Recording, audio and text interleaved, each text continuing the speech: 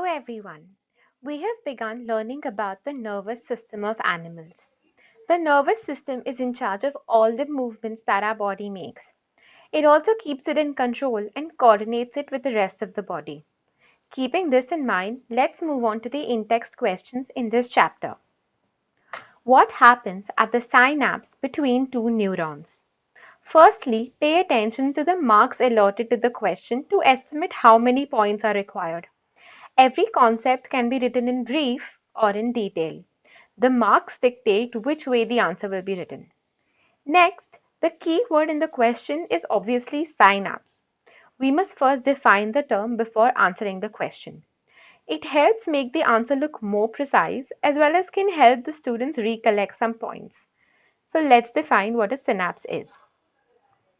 Synapse or gap is the site of transmission of electrical impulses between two nerve cells.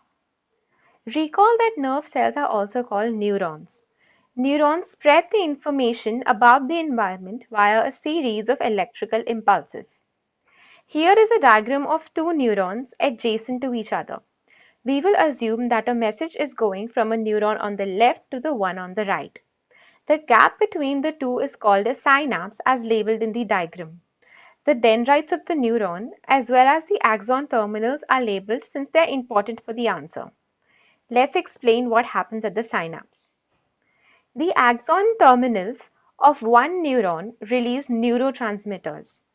Neurotransmitters are chemicals which the axon terminal releases in order to send the information to the next neuron. The neurotransmitters attach themselves on the dendrites of the adjacent neuron via the synapse or the gap. So the neurotransmitters cross the gap that we see to attach the dendrites of the adjacent neuron. Lastly, the electrical impulse is generated in the other neuron.